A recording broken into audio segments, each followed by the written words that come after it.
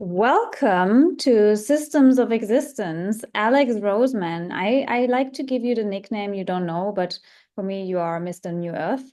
And I'm very excited to have you here on Systems of Existence because straight up before we started the recording, you already mentioned how fascinated you are from or like by different systems that explain us how we can come into the new earth, how we can heal ourselves, how we what's out there, the gene key, somatic work, like everything out there, right? And it's a buffet of systems that we can use that actually help us to enter the new earth, I want to say. And I would obviously love to hear your take on what that actually means, because a lot of people talk about it, and you have the New Earth Cafe, you have the New Earth podcast. So you're obviously all about the new earth, but what tell us, what is the new earth? Everyone is talking about it. Does anyone know what it even is? That is a beautiful question, and hopefully, my higher self shows up and tells us all what that is, because You have no I'm clue. You're still, right. I, It's like, I, I I was just like, why me? Are you sure? Are you sure that you got the right guy? Because I'm not sure if this is the right person. Well, let me go into why I feel like I'm probably didn't think I was the right person for the job, and then maybe something will show up out of that potentially. So it might need to rewind a little bit. When I usually have a guest, and you'll know, I usually ask them to start from the beginning. And so just to touch a little bit, about 19 years ago, I'm not going to go right to the beginning, but I ran nightclubs with friends, and it was called Mischief, very mischievous time. And now the journey from being mischief to New Earth is quite a contrast of mm, 19 years of what that journey, why did I end up in this mischief place that is talked about in, the biblical text from, the Old Testament to the New, the Quran, um, and then this new earth, which they talk about as well. This time the new earth is coming, as Yeshua would talk about, which is ultimately our the new earth which is within us. This kingdom of heaven. It came to us when I was in Cyprus in 2020 when I met my wife. We channeled, and it was the first time I really understood what channeling was, and it freaked me out because suddenly I felt like I was watching myself uh being not hijacked, but something else was in my body talking, and my wife was listening, and I was also, Alex, sort of looking up at the higher self who's now in my body talking, until I then realized, wait a minute, this is not me talking. So who's talking? And then I kind of jumped off the couch going, what the heck is just happening? Like, I'm a skeptical guy. I was a coach for, I was touring on behalf of Tony Robbins. I was at, in the suits, that kind of, you know, mentality, quite skeptical because my father was skeptical. Spirituality was, for crazy people, religion and all that sort of stuff. So shifting through all the conditions and beliefs and these meta models are picked up and all our ancestral strains, like who am I in this? mm, And and I'll unpack that even further, just a realization I had yesterday about that. um the new earth showed up to us, and this map we channeled that people can see, it's our sort of emblem, the new earth emblem. um if it helps, so it can pop up here and people can see it. yeah. It was a roadmap, but I didn't even know where it was leading us to, because I didn't have the consciousness to actually understand it at the time. But it was coming to my wife and I through visualizations, and we kind of put this thing together, right? You know, the um the chess pieces, the king queen, the four elements. Um, there's a love and honor. There's the sword of truth that leads to the chalice that overflows into the rose. And there's all these sort of codes on there.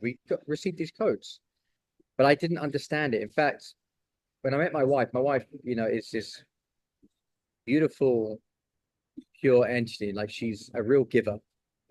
And when we met, we then got the first flight out from Cyprus into Dubai during the COVID time.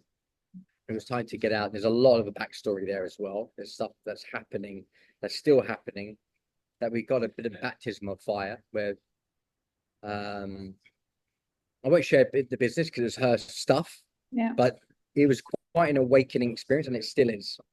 It's and it's funny enough, it's looking at the financial system because she got tied up in these investments, and suddenly they weren't being truthful. So we had to do our own work to find out what is actually going on. Just like imagine an anthill, and you can't see anything, but if you were to cut the ground in half, you can start to see the system and how it works. So we kind of had to do the same to find out what is the truth, Mm. rather than what people are telling us we need to find out because we're not getting the full truth. And so it was like looking at the systems.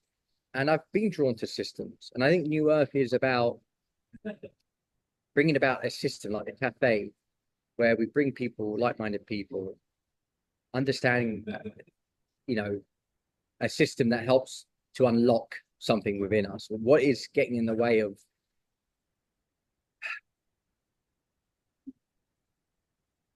just to feel serenity, to be able to love oneself, to be able to feel worthy, because this seeking game for me, as I've been seeking for so long, means that I'm not accepting who I am now, and I'm not able to, and I can't stop seeking until I find it. But it's a paradox, because if I stop seeking, then there's nothing to seek. And so this new earth, after looking at so many different modalities and gene key coming in, and funny enough, when you came into my reality that day, a friend of mine called me, who I did the path of love with. His name is Ed. He said, "Oh, have you heard about the gene keys?" And I was like, "Okay, Wait, this what is lady, going on?" and she's talking about it. She does the gene. Yeah. And I just said to him, "Mate, this is weird." And I just pulled up my phone while I was talking to him, and the last person I looked at on Instagram was you, Yeah. Gene Keys. I'm like, so I have to get the book, by Richards. You remind me of Richard a little bit, to be honest with you. I don't know why. Yeah, Definitely, there is some like connection, definitely. He might be a soul brother or something. Yeah, but yeah, probably. yeah. Because he's a systems guy, right? He downloaded something that is a system to follow to bring to a transformation. I'm listening to him. I'm going, this really resonates. The different codes, why this one would unlock this, and I'm listening about Anunnakis, and we've got caps on our telomeres, and this race before us, and certain genes can be turned off and turned on. I'm like, Oh, yes. okay, The Sumerian and Anunnaki story, that's like a whole thing I want to do an entire podcast about, because I'm deeply into I like bet. genetic engineering and genetic, what can we do with our genes? I mean, I love to study the DNA for that reason as well. And I don't believe that everything is, we are being transmitted, that it's all been hijacked or aliens came and manipulated our DNA and whatever.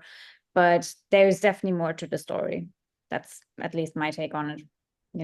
I think we are definitely, that is ultimately what the new earth is about. Like, we do an event here at the cafe, as you know, it's called Bring Your Truth. Like, I was asking myself yesterday, why am I creating events called Bring Your Truth, or uncovering the action hero within, or you know um wake up, go big, and live extraordinary? Like, what is this truth? What is this truth? What is the truth? Yeah. But there's this urge for me to find out, I think, the truth within myself. Maybe some childhood traumas that haven't been exposed, and so I'm having to find out about it in this long way around, because unless somebody tells you the truth, there's an itch, Yeah. and you feel like, what, something's missing, and you start to search for it, and whatever you search for, you'll find, and whatever you're seeking is also seeking you. So there's this truth. What is this truth? What is the new earth? And new earth is, for me, what I lacked was safety. And new earth is about coming to home, coming to a place of safety. There's no sides, there's no duality, there's just love. Everybody's accepted for who they are, no matter what they've done. Everybody's worthy of love.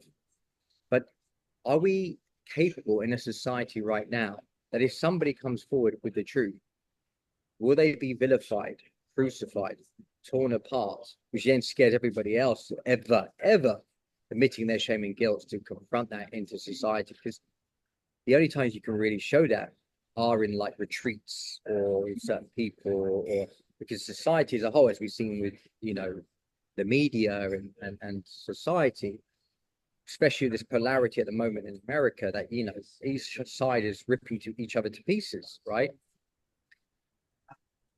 The only way, and I've recognized it in my own experience, I'm only going to share what I know, right? With my wife and I, how we've begun this healing journey together is her capacity to love allows the truth to show up.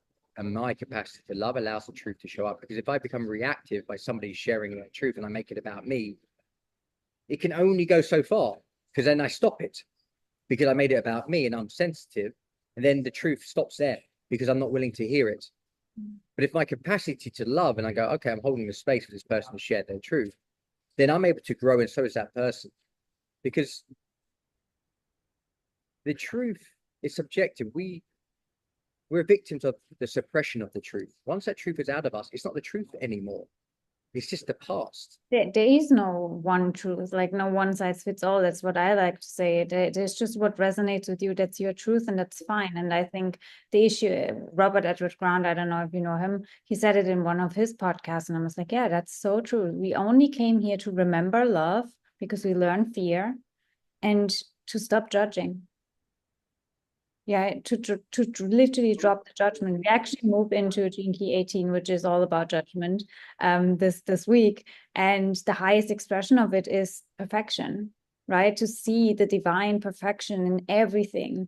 And that judgment starts in childhood, obviously. You know, we learn, we are our natural selves, let's just say. And then our parents are like, this is a good thing, this is a bad thing, right? You should do this, you shouldn't do that. And then we question ourselves, and then we start judging ourselves and our behaviors, and that's where everything spirals downward. And then we analyze, where is the judgment out there, where am I going to be judged, you know? And then also, again, what you said about you wanting to find the truth, it's also a safety thing, right? Where it's like, I want to know the truth, but then it's also a deep resonance in you that some other truth doesn't resonate with you, and you're like, I think that doesn't sit right with me, so I want to find out the truth, right? Absolutely. It's like if somebody says something, and I remember it when I was at the Hoffman process, this process that deals with your childhood, a whole week on your childhood. And this the facilitator said something about me that she was potentially projecting onto me, but I wanted to wear it and see if it was true or not. So I wasn't in a place of going, you know, rejecting or saying no, but I wore it and go, is it true or not? Like, I'd rather just wear it for a little bit and see if it's the truth. And if it's not, then it's okay. I can take that jacket off. Yeah. You know, if I'm not sure if it resonates or not. So, as you said, the truth, if it resonates or not. But when, like for me, you probably know the phrase or this, you know, this condition called codependency. Yeah. Which was apparently, I think it was coined by Pierre Melody in like 1970s when nobody understood it. It was such a complex disease. Like, what is codependency? Something came up for me in the last couple of days that there was this wounded child that I'm still like, my goodness, is it still there? You know, how I'm 41 years old now, you know, how much more help and, you know, what do you need? But rather than being hard and say, you know, it should be healed or should, everything is in divine timing. But I recognized something because there was we had a disagreement about something. I wasn't willing to hear it, and then I opened my ears to hear it, and I sort of walked away from it, and I could feel this sort of pressure, energy around here in my chest. So I started looking on YouTube, and I don't know why my hand was sort of guided by something, and I found this video from Pierre Melody, and it was like 45 minutes long from the 1990s or 80s. Like her hairdo was proper, you know, retro. And I just started watching this video, and she was just nailed it, you know, telling exactly what it is that I needed to hear in that moment. Like, how did this video even show up? Like, what? And she says, when you come from a dysfunctional family, you've had to change and shift yourself in order for your parents not to be triggered by your imperfection, because children are imperfect and that's what makes them perfect. But when you come from a dysfunctional family, you kind of have to be a doer. You can never be. because obviously there's eggshells, or you feel like you know they're going to blow up at one moment, so you have to tiptoe, or you know you lose your autonomy of being a kid and being okay to be safe, so you have to then do in order to survive. And so then we forget who we are. We just carried on doing, and that's just what we've ever done. And so when I see our boys walk around and they're just being, Yeah. I didn't know why I was triggered, because from what she was saying and from how I digested it was, I'm being triggered because they are able to be um, imperfect. And that's what makes them perfect. They're just being authentic. And that triggers something in me, because I don't know what to, a codependent doesn't know what to do with that. They have to be perfect, or they have to do something in order to make me happy. Because obviously a codependent person, or part of us, not the whole being, is that wounded child is basically saying, you need to, you know, whatever you think, what I make more important is what they think about me, Exactly. Yeah. you Yeah. know? So, Constantly scanning your environment to fit into a role. So you're putting on, I want to say, masks or roles, right? To say, and then that's obviously South Node and Libra right now, what we all shift out of, because most of us have experienced a childhood like that. And then also society in a way conditions you. If it's not childhood, then it's school, then it's, whatever. It's like, and it's interesting because my incarnation cross in the gene keys is the right angle, the left angle cross of masks. So I'm always like seeing behind the mask of the person. I see the soul. I see like the truth, I can say the highest self, whatever. But it's this like seeing beyond what's there, like the onions. We got to peel the onions. That's also, our way into the new earth, right? It's like peeling onions, literally. And yeah, that comes with a lot of tears. and I did, and yes, and funny enough, I used to be a chef, Oh. and so that was, and I used to be an actor, so I had to learn how to take the mask off. And I Mm. think that's what propelled me into the journey of self-discovery, because Yeah. I knew I was not being real. And I remember seeing this technique called the Meisner technique, which is all about removing the mask. And it was like therapy for a week. That would have cost a lot of money, but as actors, they're broke, so they had to make it quite cheap. And they created this method, which was insanely powerful. People were breaking down and confessing things that they didn't even know were in them. I was like, and all it is repetition. Mhm. You just look at the other person and you just say, hi, you got a nice shirt. And they go, oh, I've got a nice shirt. You got a nice, and then you just repeat, and then this emotions start coming out, laughter, and then it comes anger, and then these tears come out just from repetition. And then it goes a little bit advanced in it. So I was able to release a lot in my 20s around that technique. And it's very cathartic and quite addictive. You kind of become this sort of Meisner addictive person. But anyway, back to where we are and into the new earth. That was, a journey in to the new earth before I even realized it. And, why the new earth? What, as you said, what is the new earth? Well, the new earth is, we said it's safety and it's about love, ultimately. It's about love. Let's just keep it simple. But is society, is the community ready to love people for their imperfections? Yeah.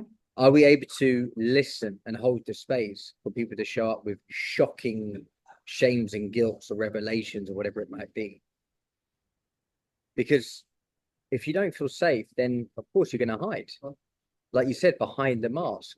Yeah. But when we truly realize that the old earth is where everybody is pretending, we're all showing up, perfect self and keeping the imperfection behind. But when you embrace, they call it the shadow part, right? Aspect of yourself, and you realize that actually that is where all the golden nectar is. That's where the wisdom is. That's when you like, for me, when I cried yesterday and I went through that pain, I heard my higher self saying it's okay, or my guardians, or whoever it was, and angels, and they were holding the space. It's okay, Alex. That little part of me, that wounded part, and I just cried it out, and it was okay. I didn't die crying. I was all right, and I even embraced our elder son. Oh, he actually embraced me because I was sitting with him, and he said, I was sitting there, and he's in the bedroom, and I was just sharing with him, like, I've had this revelation. I just wanted to check with him. Did you feel like you ever have to be anybody you're not? Or do you feel like you can just be yourself? He went, no, I feel like I can be myself. I was like, thank God. I haven't you know, made him become a certain way because of my time with the kids over the 5 years. And then he said to me, like, because I was there, like my eyes are a bit red. There's light on me, and he said, "You look like Jesus right now. The light is on you. You got Oh, the beard." And I'm like, and then I got tears kind of coming down my eyes, and he comes over and he stands me up because he's like rugby burly 15-year-old, and he hugs me. And he goes, you might not be my dad, but you're the most effing awesome stepdad." And obviously the taps turned on even more, and there I am crying on his shoulder, thinking, who's the adult here? I'm just so blessed that he knows how blessed he is. That I'm not saying I wouldn't want him to go through my life, because when we get to the point of gratitude, we realize that everything was divine timing and it's all beautiful. It's that's just only when we look at it from Jinky one. 18, the divine perfection and everything. When you move out of that judgment, right? Judging our life experiencing, judging or thinking it's literally in the mind, thinking it should have been any other way, and then realizing no, then you cry even for. I mean, I had those moments where I started crying because I was judging it before, and it's almost like you are blind to the divine orchestration of it. It's like, oh, I'm so sorry, I didn't see that before. But I mean, hindsight 2020, right? So Yeah, exactly. Yeah, we don't.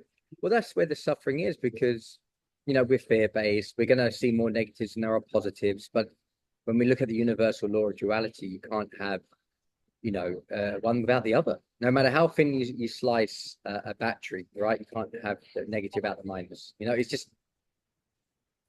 it. So the wisdom is it being able leads to to embrace that. awakening. Yeah, suffering. I mean, Jinky 22, to talk even more about the Jinkies, maybe you have that also in your chart. It's one of my favorite Jinkies to sit with, because there is this one thing that in the transmission that always activates me and anchors me in a way. And it's just one simple quote, but you have to meditate it on a little while. It's suffering is grace. Suffering is grace. And when you see and really feel it in your bones every time you suffer again, I mean, at least that's my approach to it. It's like, where's the divine hidden in this? I need to find out. I need to see. And in those moments, it's not always like, but you know that it's hiding somewhere in it, because otherwise it wouldn't happen. Because everything here is just designed for us to come to that love again, right? To that awakening. And that awakening for me anyways, I love that you are an actor, and we talked a lot about acting and masks, because it's just this awakening that we play this role all of our lives and we don't express our natural self, and then at some point we wake up to that, fuck, I'm wearing a mask, I'm playing a role, and I'm not myself. And awakening in the new earth to me is this wake up moment where it's like, fuck, I wasn't myself, I didn't see it before. I couldn't, because it was also clouded. And then it's also a beautiful journey of actually building a relationship to who you truly are, because you just simply forgot, right? Uh, Absolutely. I know I have it on my dream board thing, and it says, remind the world of the truth. And Mm. I'm like, okay, I don't even know what that is. What am I reminding the world again? But that's what came to me. And I'm looking at this thing, and there's all this, this whole vision board thing, right? And,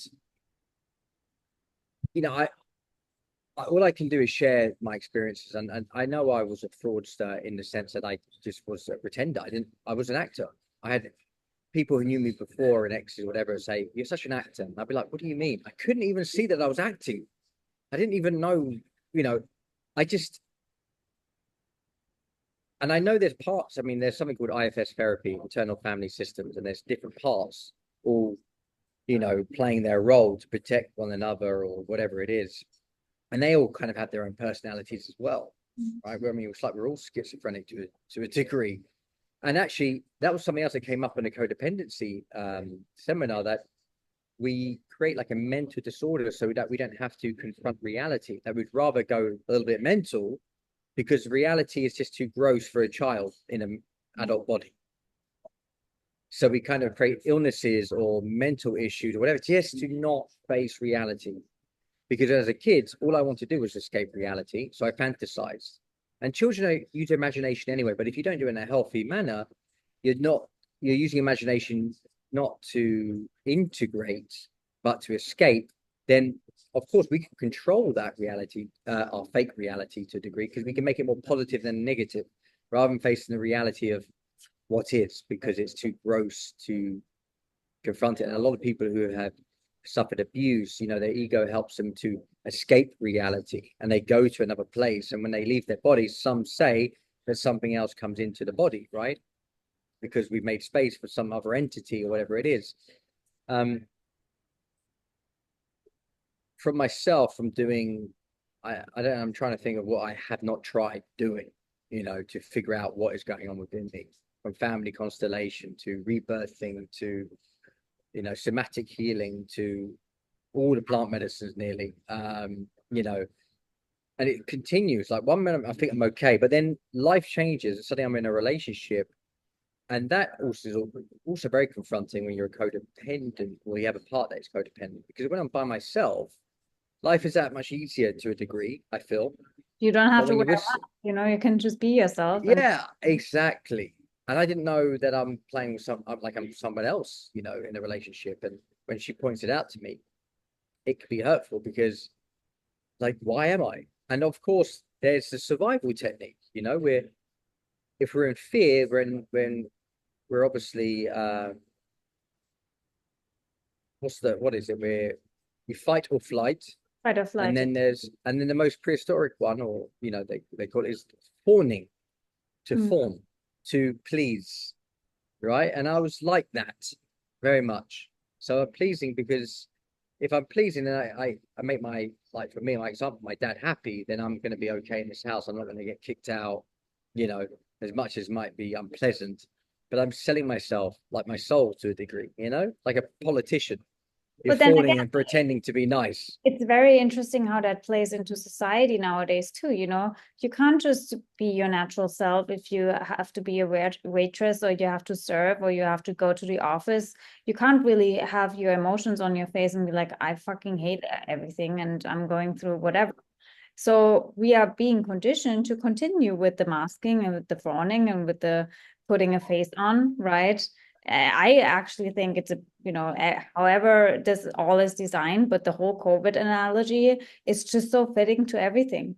You know, it literally mirrored back to us that we have to wear masks, right?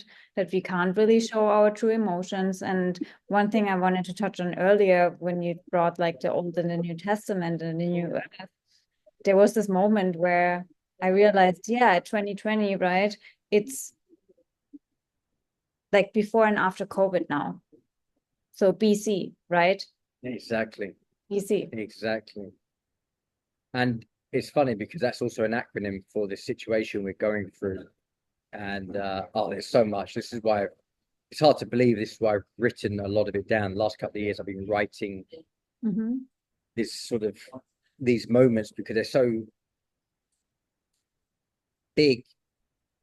Like the amount of energy, money, and everything else that's being used, and just the crazy risks that we have also taken, and the signs that have showed up along the way that just seem too bizarre, you Wild. know, like people wouldn't believe it. So I've had to kind of document it best I can. But you're absolutely right. It is BC. It is. It was before, and the people who've been coming onto our podcast have had their spiritual awakening because of obviously COVID. Mm-hmm. Something happened in the collective consciousness, and for those who are victims, they stay as a victim, and they only see it as obviously a negative, and they don't move beyond it. But for people like ourselves, we see it as an opportunity. The new earth was born from it. You know, there needs to be a change of system. We can see that the system right now is supposed to make if we have access to food and technology and things like this, the whole point is to make our life easier, but everybody's working even longer and they're even sicker and they're even more tired. So the system does not work. So something needs to happen because it's just not sustainable. Yeah. And rather than judging it or, you know, vilifying people and blaming and everything else, it's, well, what's not so sexy? Because what gets views is people going, that side is this, and we're the great side. And, That's again, we go that's back to the judgment. It's like who is the evil in it all? Like I need to expose the cabal, I need to expose the financial system, I need to expose whatever, right? That's but what does it help? It just messes up with your energy and you can go into deep rabbit holes and will never find out the answer. So I always say that, I don't want to even put too much attention and focus on it. My energy is too precious. So what can I do instead? What am I empowered to do to create an alternative? That's why we came. We're just like observing, all right, there's stuff not really working. How can we make it better? Instead of being like, in terms of your restaurant, seeing like, this is awful, like that restaurant is screwed. Like, and then there are people that want to expose these restaurants or, the whatever. It doesn't help you. Instead, just be like, here's my garden, my party, join or not, it's your choice, because you have to also let people the choice to follow or not. It's their evolution. absolutely spot on. But it's like the Matrix, when you're kind of connected in, you're trying to pull yourself out of it. Like I still feel the old earth, the bank calls or something, like it's that, that To get you, sort of yeah. reality that still sucks energy out and it still distorts my reality, and I know I'm not there because I can still be triggered. And I'm like, like a programs are still in me in that regard. Like I can still be triggered. I'm still on that journey of unplugging from it, right? And I think it's like once I know it myself, I can then deconstruct it to make a system. I'm a systems guy. I like automation, like the cafe, like health, for example. Like I really love it when people's body are being preserved rather than aging, because the food here and the energy is helping to lead towards life, not death urge.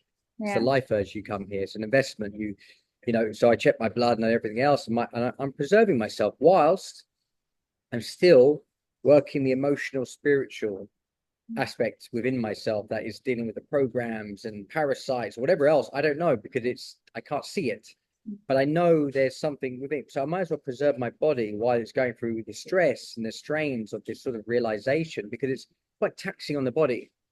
Yeah. And what I've noticed is that as we go through this ascension and, we're stepping into the new earth, there's a big amount of energy bursting coming in, and people are going to shift into this new reality. And if your body is at least not in a state where it's as healthy as it can be by what you think about, by what you eat, by what you talk about, then the transition is going to be that much more difficult.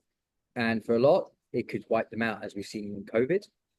And it will be a very unpleasant moment, that transition, just to be able to deal with that energy, with the light, basically where consciousness meets unconsciousness. Yeah. Because there's the ego that sits in between, kind of going, whoa, whoa, whoa, let me just, there's only so much consciousness that can read the unconsciousness yet simultaneously. Let me just buffer it.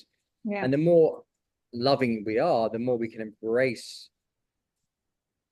consciousness, the more we can embrace the unconscious, the more we can observe the both coming together. But for those who are in the dark, because of this exponential growth and the new earth that sort of is transpiring and we're all awakening, there's too much truth. And if they haven't worked on their judgment, like those who, let's say, hate Trump, and they're just projecting all this hatred and hatred, it's like this vision I had and this dream came together, that in a couple of years' time, when they suddenly realize that ultimately whatever they're projecting onto him is themselves, and they have to confront that, the more hatred you put out there, you're going to boomerang it back at yourself. And that may be too much for people, and they can't take it. It's So like it's this, that you yeah. even bring him up, because I just had a conversation the other day about Trump as well with a friend. And I said, I don't know, like I can't look at him I guess in a normal, in a way that other people do. I don't know. Like for me, it's so obvious that he's just an actor. It's like he's playing. I mean, I said it before, and again, that's a truth that I might not always be able to say in public, but I'm just gonna say it because whatever. It's he played or he plays the perfect role, just as Hitler played the perfect role for our evolution. It's unfortunately what it is. Like he signed up to do that exact job, to play exactly that role, to trigger a huge shift in the collective, to be provoking, to again, like And there are a lot of analogies between the COVID and the, you know, the Holocaust situation, where it's just this huge realization how programmable we actually are if we are not careful. You know, how we have to again awaken to our own consciousness and our own power, which essentially is, where do I put my focus and attention on? It's your inner algorithm that also then is the mirror, the outer algorithm. You know, it's interesting you said, because you know, a lot of people obviously playing a role, and he is playing his role, which is quite an important role what he's playing at the moment, because he's bringing to the surface what ultimately needs to be transformed within the system. Yeah. And he's neither he's not a bad guy, he's not, you know, a good guy. He's just a person acting out this role, and he's a big person to be able to pull it off, right? And to take on all of that heat from everybody who's projecting so much hatred, which obviously the system sees him as a threat, right? Because obviously we're seeing it in the mainstream media. And I think it's very confusing, but it's also highlighting the divide within everybody. It's just really making it so prevalent that humanity can divide about it over anything, you know, being vaccine or unvaccinated, you know, those who like Russia or hate Russia, you know, this is human mind. This is just universal law of duality. The point is, it's not to get caught up in that, because we can so easily choose a side, and our ego feeds off it. Somehow we feel like we're part of something, and whatever we're going to do, if we're on one side, we're always going to attract the other side to balance us out. It's just the way it is. And we're we're all drug addicts, because we all get this hit of emotions and feelings that we get to feed off. And then we kind of forget the whole purpose of what it is we're fighting. And some people are on extreme ends of one side to the other, are obviously acting out because they're looking to avoid reality in some way, or that, you know, basically aspects of themselves that are unhealed. That's why there's extreme polarities. Yeah. And they get hyper. And some obviously, you know, go to the point of suicide, or want to, you know, assassinate, or want to do all these different things, because they know it's not sustainable. They don't know how to hold discharge. They don't know how to discharge. And that's why we see the internet filled with conversations, and there's such a divide, and there's such, because everybody's emotional, they're positive and negative, right? Everybody's just like this, and they're looking for a solution, ION, because they need to, but they don't know where to go, because everybody's got this device in their hand, right? That is just connects them to feeling these emotions, to, you know, to escape reality. So how can you ever confront reality when you're always looking to step on a side or another side? The only way to face reality is by looking within.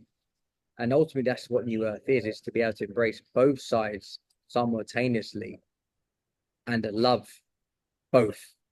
Because whatever we're hating out there, if it's Trump or Kamala or whoever, whatever, Putin, or, you know, it's just aspects of ourselves that we have yet to love. Because aren't they us in another form? Isn't this what people talk about? You know, this awakening? Aren't they just acting out what they need to act out? Is there anything that's wrong or right? It's actually, you know, while you were speaking, it just brings us back to our initial, you know, talk around childhood and codependency, because I also feel and see how most people want to join a side for belonging, for like, okay, my truth is safe, and like I have people with me, right? Which as a child, if you are yourself and the threat of my parents don't love me anymore, right? Going back to love, then you join a side, you join their side. So you keep the belonging, so you keep the love. And you never learn that just being yourself can also happen to be, you know, an experience where people still love you. It is safe. And so you continue searching for sides, searching for what's the truth, you know, just so you are not in the thread again as a child you were. Being myself, I end up lonely. Absolutely. This is what happened to me when I moved to London when I was 9 years old after my mum passed. Um, a few gangs were in London, and you kind of end up in this sort of gang, and they say, if you stab someone or throw this shopping trolley off a bridge on a motorway, then you can be part of our gang. You're like, now how much do I really want to be a part of this gang? I think I'm okay. And so I moved on. But some really are so alone, so afraid to be alone that they'll do whatever it is to be a part of something. Mhm. And then obviously that can leave them scarred for the rest of their life, and then they feel shame, and then they escape shame by attracting more shame, and so the spiral goes as it did for me.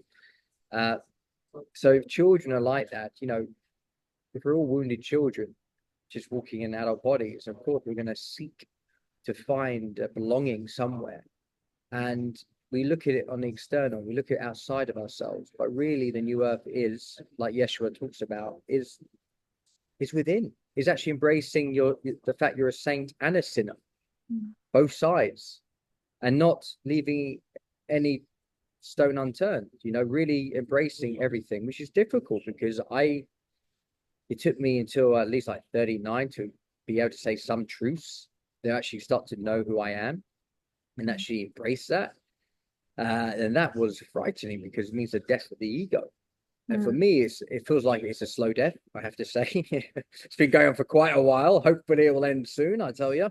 And it's, and I meet another layer of myself. Like yesterday, I met another layer. I'm like, oh, I have some new awareness. And a part of me, right, great. A breakthrough. I feel lighter today because I was suppressing a truth that I was codependent. I didn't even know what I was suppressing. That's the thing. We're victims to suppression, and we don't even know what truth we're Yeah, suppressing no, about it's so ourselves. auto. It's so autopilot, it's default. And like, oh, I wasn't aware of that. How did I not see that before? Exactly. Look, I'm not.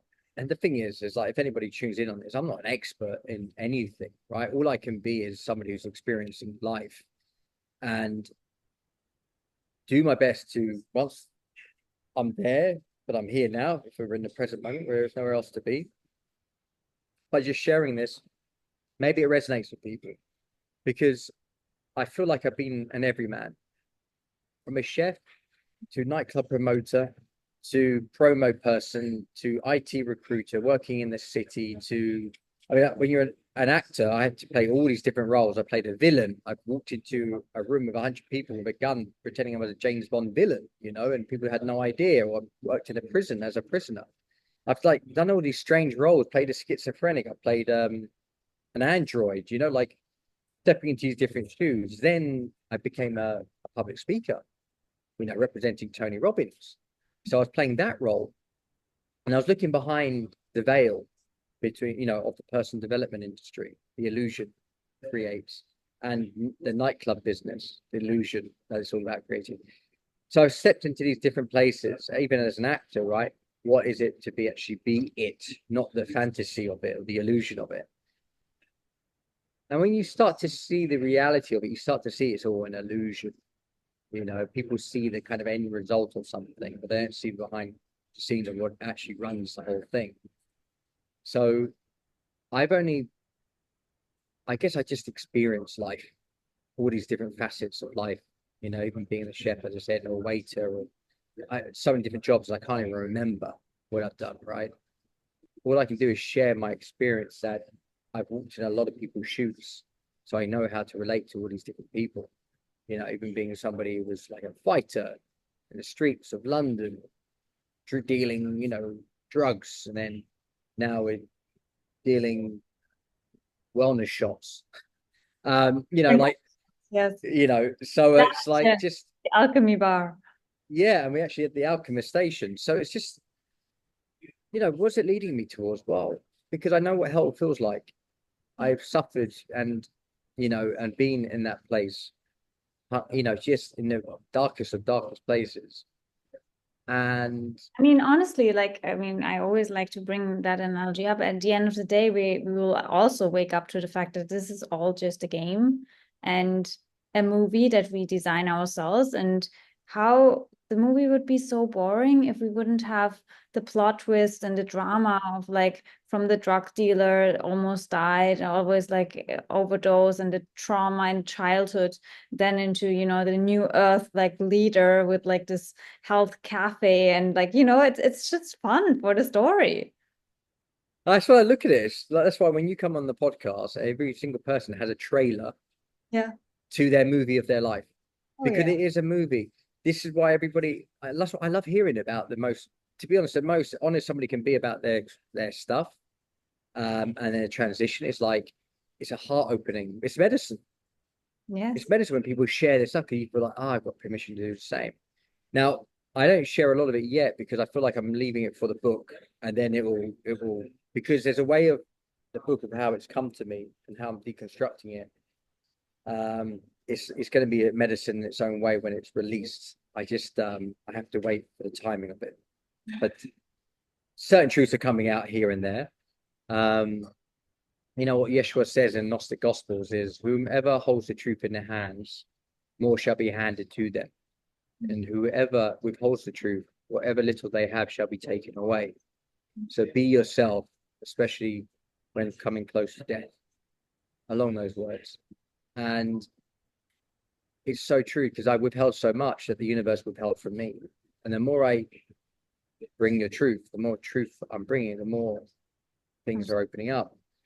But then there's that part of me that I'm still dealing with, like the codependent, that is struggles with communication because when I communicate with somebody, it's like whatever, if it's not closed, like once the communication's open, that part of me then starts to wonder what that person thinks about, you know, and I'm like, good God, like this needs to transcend, you know, because how can I grow the new earth when there's still these things going on? But the new earth is coming to our reality because I have to become big enough to be able to hold the space. And so all this work has been happening behind the scenes for the last few years, and it's still going on to become the kind of person who can hold the space at New Earth. I'm thinking to myself, are you sure this is the right person? I mean, mischief. I mean, this guy, like, I was a simpleton. I mean, I was at school. I was just like a dropout. Like, I don't know if I'm, you know, the right, but this is a lot. You know, I have to really have the courage to embrace all this stuff, this ickiness, and you know, I mean, I was a really unconscious guy. You know, I mean, who am I really? I mean, why me? You know, but when I was in Vipassana a few months ago in India, it was it was a couple of weeks before I went there, and I foresaw this cave or a hole I was going to be in. I said to my wife, like, I think I'm going to be in a hole somewhere. I don't know. I didn't even book on Vipassana yet. So anyway, I booked a Vipassana, and after 4 days, it was in Bodh Gaya where Buddha found enlightenment, right? And within 4 or 5 days, cut a long story short, there I was in this cell they showed me to, and they took me there as a side of a wardrobe, and it was dark and dusty, and it was in this basement of this building. And I was like, wow, this is what I saw. And I was so happy to go in that hole. It was like my higher self called for this moment because what happened when I sat in that cell, it felt like I was paying my karmic debt. I was in prison, but I was already in prison in my body Mhm. because that's what Buddha talks about. He says that, you know, we're carrying these sankharas because we're always seeking pleasure and avoiding pain unconsciously, right? So we build up these sankharas, and when you sit in your misery and you see both the positive and negative feelings objectively, there's no more escaping, avoiding, or looking. You just are, and that's how Buddha trained so many people in India to relieve them of their misery. So when I was in that hole, in the darkness, because of the universal law of duality, because I was in the dark, the light showed up within me. And my guide was speaking louder than ever it did before, because by that time, 6 days in, I was fasting like 20 hours a day and I was eating very little. And I was meditating 10 hours a day. I was very much lined in. And the truth that I'd suppressed since I was like 10, 11, 12 allowed space to come up to the surface. And it actually nearly made me sick because I've been suppressing a certain truth that I can't share yet for many reasons, but it will go in the book. But when I finally let it come out, I said, is this what the book's about? This is the truth. Like, I need to share this. This is too much. I can't. This is like too much of a cross to bear. I don't get it out of my mind. And this is not it. This can't be it. And my guides were telling me, no, look, this is a part of the journey of transcending conscious humanity, and this is your part. This is what you got to do. And they started laying out these things. And I wrote it down afterwards, but I was like, I was tripping out. I was like, are you sure this is no, are you sure? Is this my ego talking to me? And I would ask it questions, like profound questions, which I know this simple brain couldn't get. And it was coming back with some very profound answers. I was like, I'm really speaking to I'm speaking to this divine entity right now. The mind of God.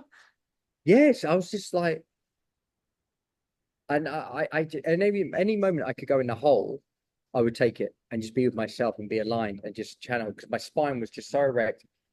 And by this time, I'd done like 80 hours of meditation, and I was just like vibrating. And then I noticed something was coming into me, decoding or encoding me from my head to toe, like something was like an operation was taking place. I always Anyway, like I don't know. it's like psychic surgery. Yes, exactly. Spiritual surgery, even that's what they called it, because the first 3 days you actually sharpen your surgical knife Yeah. by focusing on just one area, and then you do the operation. It was beautiful because it also helped me to let go of comfort, which I'm very attached to, and I become quite entitled because in Dubai, I sort of lost myself in it, and I needed to come back to reality. I needed to face my fear. Like, what if I lose it all? Because how can we be authentic in this reality if we're so attached to our things and we're afraid to lose it? We then become who we need to be in order to secure that stuff by pretending and everything else. That's why when Jeshua landed at that time, he was as pure as can be because he had no attachments to anything. He didn't need anything. He was so committed to his truth that he knew it was going to lead him to crucifixion, but that was so liberating for him because he never had to withhold. Maybe I needed in this situation because that person might not be at their hand. And if you're in a relationship with somebody, something comes up and you don't want to share it because it might hurt them. So everybody's sort of having to withhold a little bit here and there all the time. And when somebody shows up and goes, here's the truth, deal with it. You know what I mean? Like, even if it leads you to somewhere. And I think that's what it's about, me bringing my truth is to be liberated enough because I've been so imprisoned for so long within myself that liberation would be to just speak freely. Like if I'm channeling and be okay with whatever consequences are from it, because I'd rather have the world against me than my own soul. And I've noticed that when I've got to this place with my wife, that I had all this luxury. I had everything I could have imagined, even beyond. It came to me and I manifested it in one evening when I met my wife. 2019, New Year's, next day I woke up from a bachelor to a family man in this new lifestyle, new life. I was like, how did this happen? Like, what reality? And then COVID hits, and then, da, da, da, da. And funny enough, COVID actually was declared a pandemic on my birthday, What's your March birthday? the 11th. March the 11th. And it Mistake. was like, oh, happy birthday, Alex. And then Friday the 13th, I've got it right, is when I couldn't breathe. And I couldn't breathe for like 3 weeks. And I didn't know if I was going to make it every night. And it was like being on the moon because it was like biblical times where people had leprosy because they were treating us as if we had leprosy. I would go to a clinic, they were like, don't go near us. I'm like, I might as well just go home and I'd rather die at home than go into this hospital or whatever. And I was nearly just ready to, but I was about to die without actually still being brave enough to speak my truth. I was willing to die with the shame. I didn't want to speak the truth, even though I thought I didn't know if I was going to make it. That's how strong it is within us not to share our truth. It takes that much courage. Even if I was about to die, I wasn't even able to speak it. I said, oh, I'll die, So if I feel like that, then I just feel like so many of my other brothers and sisters must feel like that. How can I be a part of the shift where we can create a new earth that people can come and go and free themselves of all their illnesses and ailments? Because if you suppress that kind of stuff within you, it's going to cause all sorts of issues. Psychosomatically, of course it is. If you don't have a space to be able to just be and to just, as I said, express the truth, because we're only victims of the suppression of the truth. And whatever we're suppressing is going to come out in some other way, shape, or form, In right? the From mental universal, diseases. I was just about to say the universe, it's at the end of the day, Hermeticism says that it's all, or life is mental. It's all our programs in the mind. That's, if you see that, it's as simple as it is. It's a computer that runs on different programs. And if it's overloaded, then it's not running properly, right? It has a default and then it has that default, but it's outdated. And then we just need to overhaul it all. And everything in our environment is just mirroring that back to us, including like the over simulation, over like too much information, and we just don't know which program should I install, like what's the right operation system for me, because no one studies their own inner self or selves. Well, I mean, I'm only just figuring out that I've been in this industry for like 26 when I became an actor. Like, I just left my recruitment job and said, I don't want to live for the weekends anymore. I'm just going to become an actor. And I think the first few days I was playing The Big Lebowski, where I was just in my dressing gown drinking White Russians. Like, quite literally, that was me being an actor for the first week or two, going, okay, what do I do now? How do I figure this out? But I've been trying to figure it out, and it's really taken, like, it's only just now saturated, because an aspect of me, when I jumped into personal development, my addict self was also absorbing what I could to carry on hiding. So I was able to hide even better with the terminology as a coach. I'm the speaker on stage, and you're out there, and I'm this guy, and it it shapeshifted. Yeah. So I'm wondering to myself, have I actually lived my own life, or am I living this like parasite entity life that is portraying a certain image, but the real Alex is like, hello, can I come out now? Like, can I? And now it's just now coming out. Now am I able to start to know who I am? Because I'm now like the courage to step into the unknown. And the only way is to let that entity, or whatever we want to call it, come to the light. Like, the truth is to share that I was inauthentic. The honor, like our emblem says, love and honor. The opposite of honor is dishonor. The only thing we can truly admit that human beings are dishonest, because we're all in survival and fear. But the most honorable thing is to admit that we're dishonest. Yeah. But also to admit that, I know I'm dishonest, but I can't even tell you about what, because I'm still in the process of figuring it out. Do I know my authentic self? Well, it's a journey of discovery. I can't tell you. And this is it. When we listen to conversations like this, people can resonate, going, because I didn't know it was like that. I didn't see it that way. And it's a shift of perspective.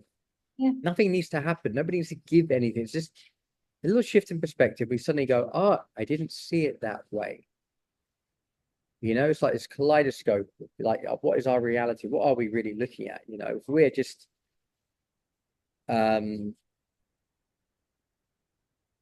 what's the word I'm looking for, when we are matter and antimatter meeting simultaneously, right? And what happens, it creates photons of light. So we're just matter and antimatter coming together, and I feel like we're just sort of watching this projection that's happening on this screen that's constantly just unveiling itself. With just electricity floating around, or like harmonics. That's why I love to work with the gene keys, because that's also debunking the illusion of separation, because it's all one organism, right? And it's like working in harmony together. And the reason I work with the gene keys is to bring harmony into the system again. Like, I saw this, like, how does it, and even with human design, it's like, okay, we are meant to play like in this one orchestra, right? But everyone forgot which tone they are, and think I have to be the tone of like the neighbor on the right, or that person in the front. And it's like, what is my tone? Oh, I didn't hear or see that was my tone. That's my role that I'm meant to play, because at the end of the day, we are all playing roles. That's why we came here, because otherwise the movie wouldn't happen, right, on the stage. So it's not necessarily quote unquote bad to play our role, which is the role of the ego. We need it, right? But we forgot to ask the higher self, like, which role, you know? So we play other people's roles. And that's the problem, because then there's no harmony in the orchestra. It's like, oh gosh, you forgot the plot, you know? And the higher self is constantly being like, okay, can I remind you that that was your role, not that? Like, you're screwing it up right now, you know? Yeah, but then we're not That's in, my we're take in on it. then we're in disharmony or dis-ease, right? We're not, that's it. And we're all frequency, and they say string theory. If you go deep into ourselves long enough, you just find these little strings. And and I've been under medicine where I felt like I was literally a harp, Yeah. and I felt my strings inside me going in, like, whoa, I'm like not even a body, like I'm just space and strings. I feel the frequency coming through me like I'm just a moving harp. Just a walking spine, you know, which is basically just electricity, right? That activates you. And then you can activate that electricity with harmonics or music. That's why both is probably the biggest healer, frequency and music, because it creates Absolutely. the harmony again in the cell, which is the self, as I always like to say. Yeah, that's why sound healing it's is rising up. It's becoming prevalent again in people's consciousness. I mean, I think to myself when I'm healing, I think I want to get there. I want to get there, and then I'm there, then I'm there. But then I'm caught in a rat race, even in a healing rat race. I was out Yeah. the rat race in London. One thing I wanted to say about, because you also brought up the Buddha and everything, and I mean, just in general with enlightenment, it's also that at some point we have to also drop that story. I mean, and that character and that whatever actor that sits down and meditates because you think you have to meditate to come to enlightenment, or you think you need that healing in order to come to enlightenment. And it's this kind of funny Buddha moment where it's like, gosh, it was that easy actually, because we keep perpetuating the story of the character that something is wrong or broken, or that something needs to be in the external, right? Or I need that tool, I need meditation, I need to learn about the bodhisattvas, I need to learn about this. But it's actually seeking again, because you think something in the external will help me, or I need Well, to sit like down. it's like whatever we seek, we're always going to attract the opposite to balance us out. We seek the light, we're going to keep attracting the dark. And but you know what? I'm also just appreciating the journey of, I enjoy the journey of healing. Let me just enjoy the journey of healing, whatever that is. If it takes me to India and I'm suddenly not only meditating in this place, but I'm actually going to the mountain where he meditated. I went there, I went to these caves and meditated there, At least I went there to enrich you. Let me at least sit, go in his shoes and feel what he felt as much as I possibly can, um, and all these different other experiences. Like, I'm so appreciative of it, because if I didn't have, these wounds or whatever else, the new earth wouldn't exist. I wouldn't be having a conversation with you. And, it's like they say, you can take the boy out of London, but you can't take the London out of the boy, and it's like that rat race I was caught up in. I know there's a sense of that within me, because I'm seeking something to bring me into the present moment, but I'm still distracted by the past and the future. If I sort out the past, then I'll be like that in the future. So I'm continuously, but I'm aware that I'm needing to go through that journey. Like my higher self is going, this is just the way Part it of is it's part until That's what I this mean. is just it. Exactly, but that's the role you are meant to play. It's this acceptance of like, that's my role here. Because otherwise I couldn't do this, I couldn't do this, I couldn't remember or help other people remember. So you have that peace around, yeah, that is my role. That's why I came here. And it's not this, oh, I need to fix it or I need to change it. Well, I look at myself 5 years ago, and when I was doing interviews, when I was talking, I was very polished. I looked at myself and went, wow, I knew what I was talking about. I had a really good mask, the suit and everything else. I was really great at being Alex, the coach, the breakthrough coach and everything else. I was helping people. Yeah, I feel like now I'm like, in a weird way, I feel more like less, like I know less weirdly. Does that make sense? Because the more I suddenly realize is out there, less I actually know. I'm like, my goodness. But back then I felt like I could say I knew a lot because I knew a lot of that personal development world. But there's a whole other world out there that I'm just now opening myself up. And I'm like, I feel a bit smaller because of that. Like, oh my God, how big did I think I was then? My ego, whatever it is. Now I'm just like having to, humble myself that I actually know nothing and I'm just learning. I'm just learning. Like it's like the guy who founded judo when he got buried, I think it was judo. He wanted to be buried with his student belt or whatever it was. Like he didn't want to be a master, even though he created it. It's just continuously a student being humble because as I said, Yeshua says it, one who can humble some one who humbles himself will be exalted, one who's exalted will be humbled, right? That's the genius of it. That's just the way the universe works. So keep ourselves humble.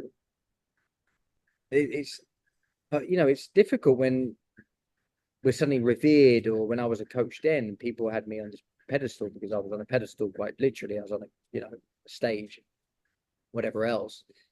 I stopped learning at that point. I don't need to learn as much because I'm there. I'm So I'm already, glad, yeah, I'm there. But that was Alex then. Now that was for my own brand. I own Alex, whatever else. But I didn't really want that either because I kind of knew that I was trapped in it.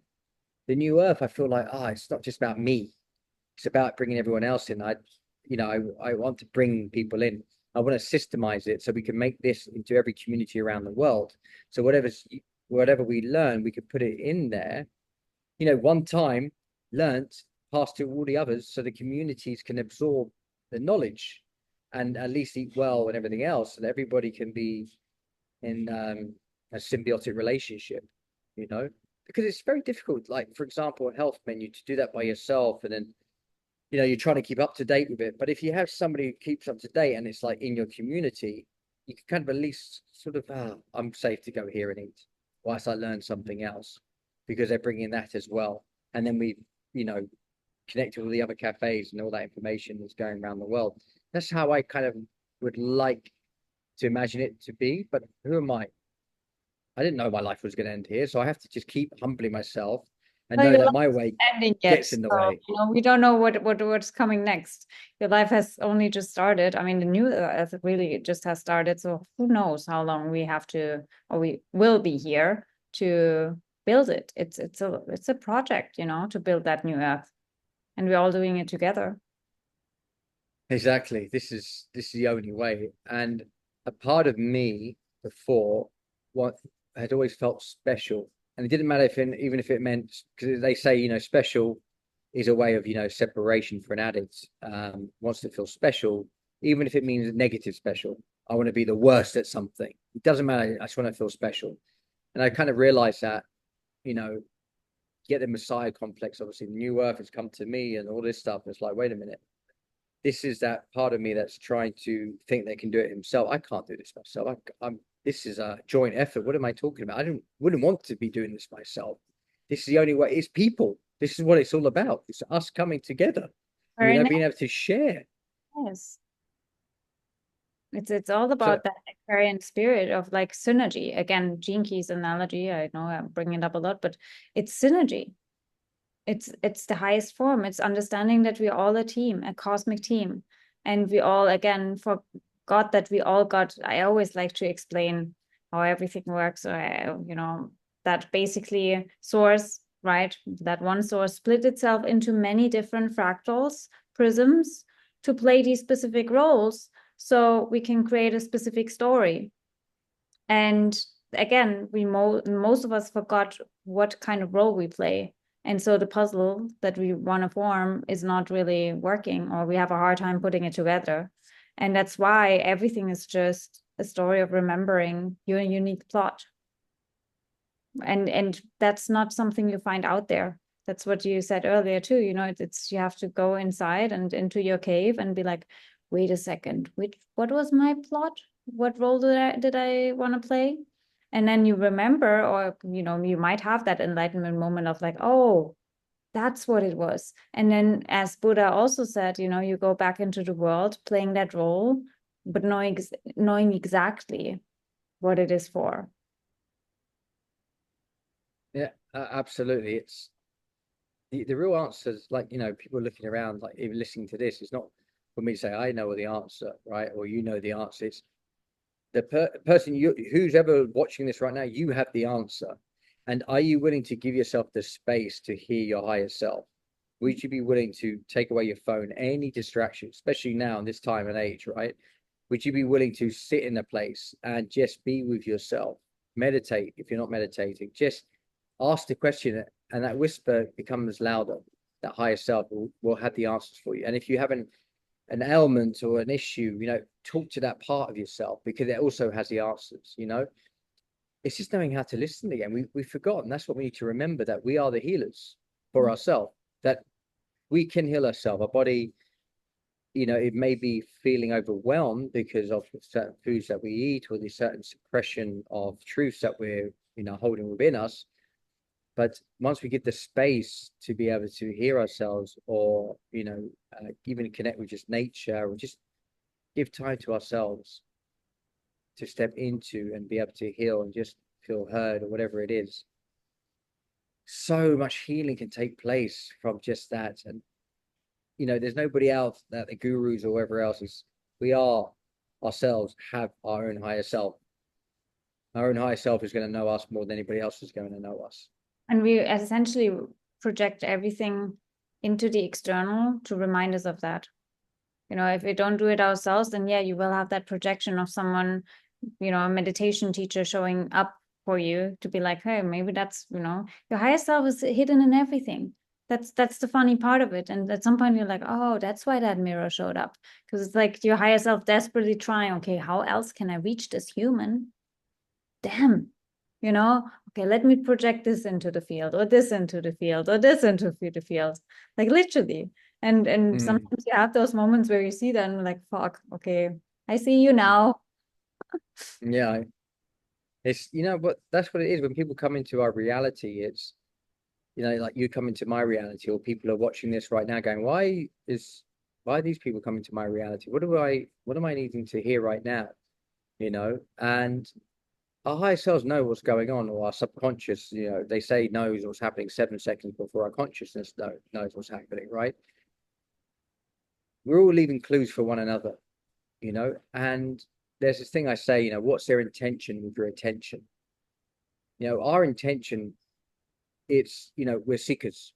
And they say, for anybody who says they found the truth, run from. Anybody who's seeking it, run towards, and because nobody really knows the truth. We're just still seeking that truth, and the truth is seeking us, and those who are watching us are also seeking that truth, because we're seekers, we're students, and if we continuously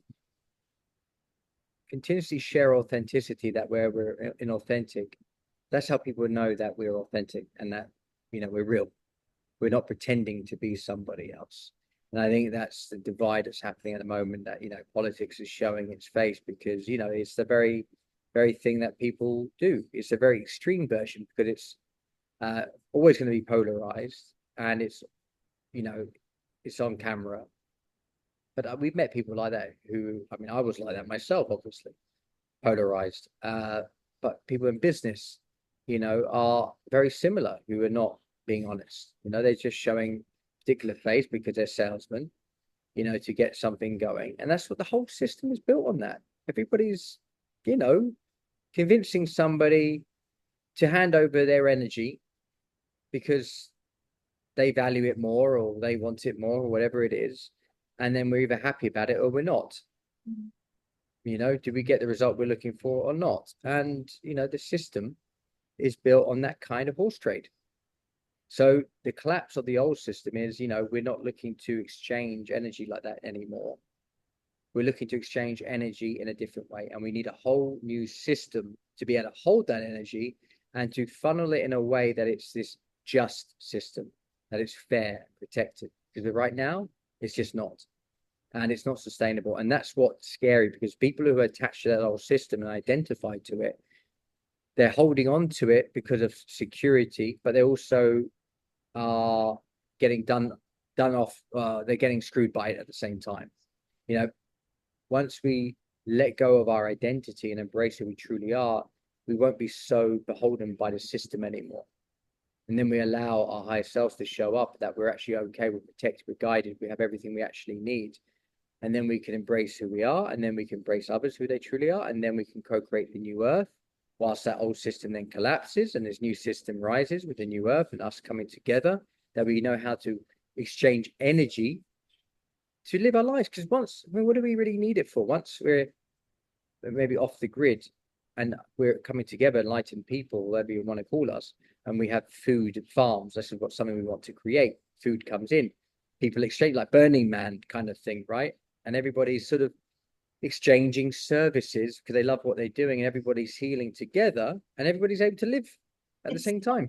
that's what I wanted to say. It's like we plug out of the quote unquote system, right, and plug into the real system, like the real ecosystem, which again goes back to what I said earlier with the gene keys and human design. If you understand the dynamics and the energetics behind it, it's all, we are a cosmic team. And so in the team, you have this to bring into the team, right? And I have this to bring into the team. And then through that, we can make sure that everything the whole team needs is always available, right? If it's like someone bringing in food, someone bringing in, you know, I have this healing capacity. So the doctors are, you know, someone is like really nurturing with kids. Like it's all perfectly designed if you just allow it to be and to happen.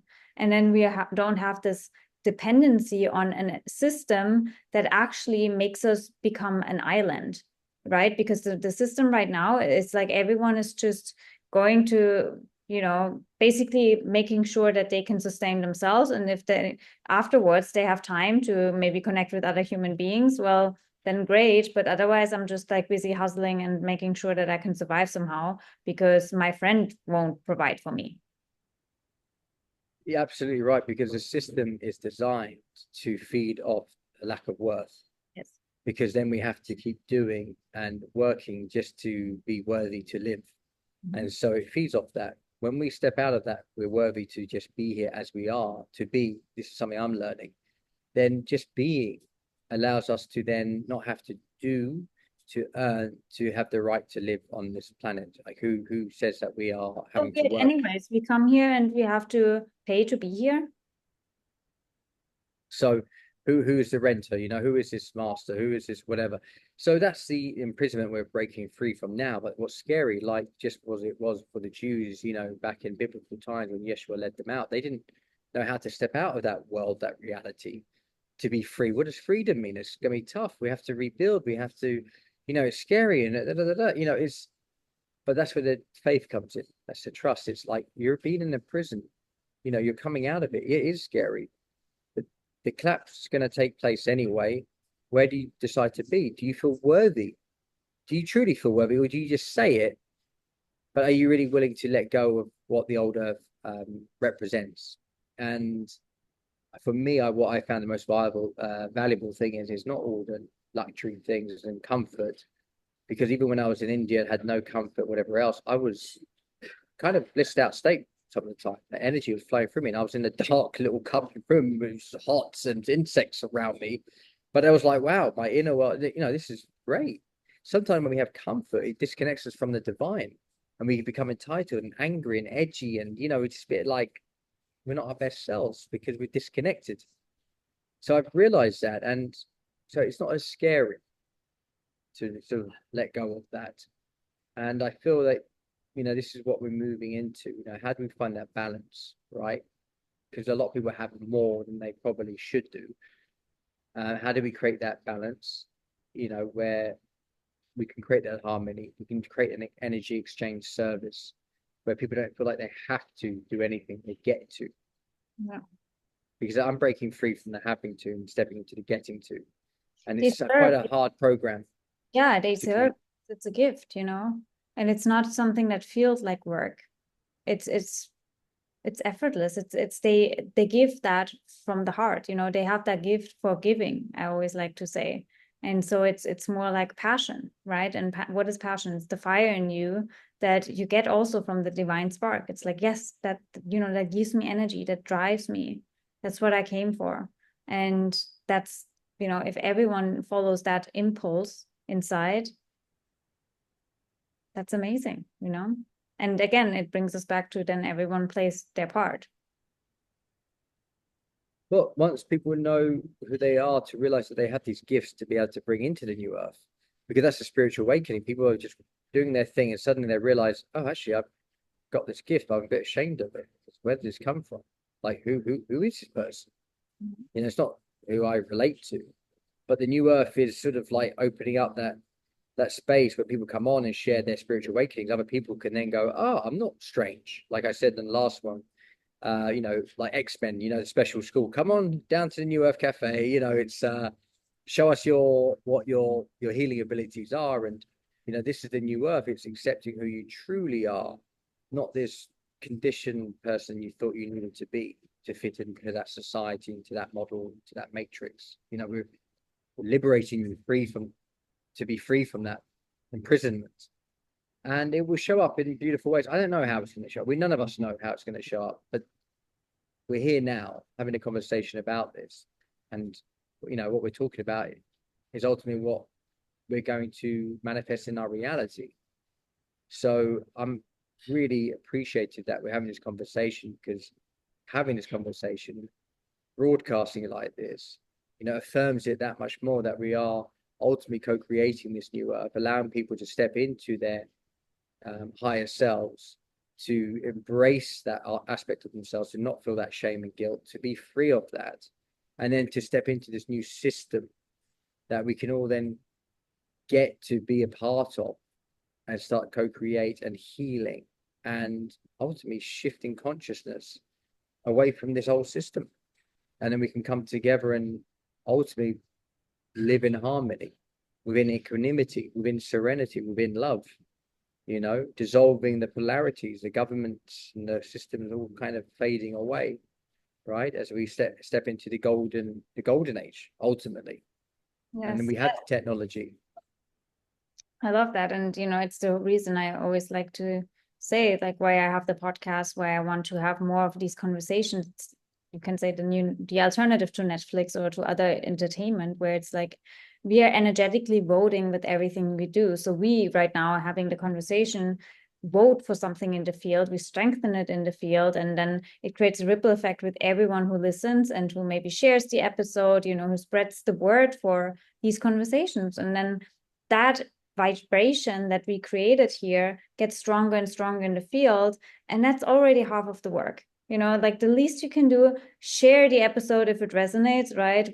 Doesn't matter with whom, but you never know what kind of seed you plant into someone else that might have a gift, or that might be like, well, yes, maybe, and it awakens something inside of them. And that's how it works. It's all energetics. It really is. So I'm also excited to have a part 2 of this conversation on your podcast, because I feel like I could talk to you for hours and hours and hours. But I also believe in digestive breaks. That's why the 1 hour, 1.5, I'm like, okay, I think it needs to settle into, the listeners and also our energy field. So I'm excited to continue soon. So, you will get more of Alex and a little bit of myself maybe as well. On the new a lot more of you when you're on the podcast, because I'm going to, get to know your journey and your story, which I'm really keen to know about.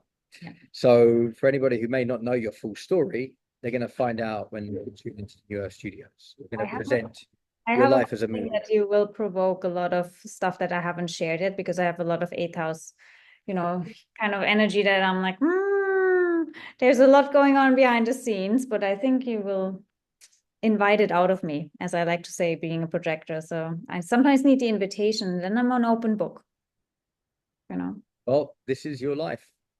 Yeah. This is going to be, your movie, your journey, whatever's behind is going to open you up, like you said, and it's going to be a whole new earth for you. Yeah. So I'm excited for that. Thank you so much, Alex, for all of your insights, the inspiration that you brought also, obviously. Pleasure. I swear, like in Dubai, it's like knowing that the New Earth Cafe exists was kind of like how do I put that? into words where it's not. Well, I definitely see the superficial side of the spiritual community in Dubai as well, right? A Hollywood kind of thing. And when I saw the New Earth Cafe specifically, because I love the area, Al Barari, always wanted to live there at some point. But yeah, it was, I saw, okay, there's polarity here, right? And we need to have the contrast as well. So a pleasure. So everyone who ever comes to Dubai, definitely visit the cafe as well. And yeah, all of that being Have said, you absolutely welcome to have everybody here, including yourself. Have you been here before? yes, Have you yes. been to the cafe? Yeah, yeah, a few times. Ah, wonderful. Okay. Also, I mean, not recently, but last year I was there a few times, and I think the year before. Yeah, and that's where, when I was in Albarari, I always feel a little bit like I'm back in Tulum or Mexico, or just like, in the jungle. And then New Earth Cafe, I'm like, I feel like I'm tripping and I'm back in one of my plant medicine ceremonies. How did I end up here? I thought I was in Dubai, you know? You must have ordered the magic mushroom toast. No, all about the mushrooms. You guessed that right. We do have magic mushrooms here. I mean, if you know what I mean. Uh, so anyway, come down and check it out. I'm sure you'll enjoy that dish. And no, anybody who's in the area, I would appreciate it. I mean, we're in the seventh heaven, New Earth, in the wilderness. It's all rather biblical. I think I had the filled. Do you have an appetizer filled mushrooms or something? I definitely had something with A mushrooms. tomato, yeah, it might have been the Portobello. tomato pizza. Yeah, that's the one. Like Oh, yeah. exactly, tomato Yeah. filled and yeah. I We've always got the have. magic mushroom toast as well. The truffle magic mushroom toast, very nice. All right. Gonna not All go into right, dishes now and let everyone digest. pleasure. Anything else you Quite would like? literally. I usually give the last word to you, obviously. So if there's anything you would like to drop or share, the mic is yours. Um, Thank you. That's just if anyone wants to find us, New Earth Cafe, and we have our New Earth Studios as well on Instagram. So, and anybody who feels they have a gift just like yourself, and they want to reach out and share and bring their truth. Obviously we have our podcast, we have our workshop, and we have our event that we do, Bring Your Truth, where we have special speakers. So if they want to kind of get out there, they have something and they feel a calling, they can reach out to us. Awesome. So I will obviously drop all the links also down below. And yeah, then definitely also let everyone know when the second half is out and available. And yeah, we will be back soon with another system of existence.